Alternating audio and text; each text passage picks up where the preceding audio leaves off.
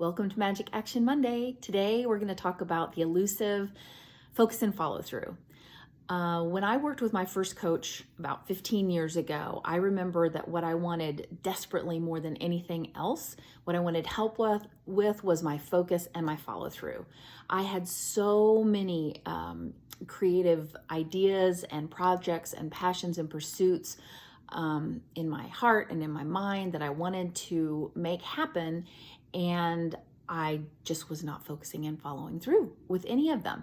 And I remember thinking about it. I remember talking about it. I remember journaling about it on a loop. If I could just focus and follow through with even one of my creative ideas, everything would be so much better. And the journaling about it, that definitely wasn't the answer, because what wound up happening was every day I was writing the same thing, which is basically, why can't I figure this out? What's wrong with me? And this daily brain dump in my journal just became a daily shame fest, which did me absolutely no good. I also spent a lot of time wishing and hoping. I wished and I hoped that I would wake up and suddenly know how to make my dreams happen and everything would then be fine. Spoiler alert, I did not, in fact, wake up one day magically knowing how to show up consistently and see my creative ideas through from the idea or the conception phase all the way through to stick a fork in it, it's done phase. And basically over the years, I've studied, I've worked with coaches, I've worked with some of the best coaches in the industry. I've amassed a treasure chest full of tools and techniques that help me to wrangle I still have a plethora of creative ideas, and it helps me to wrangle them into submission and take consistent, inspired action to make them happen. For example, over the years, it's helped me to write and record my CD, Dancing in Limbo, raised tens of thousands of dollars for various charities, started my Creative Oasis coaching business, and have created and taught dozens and dozens of classes, workshops, and retreats.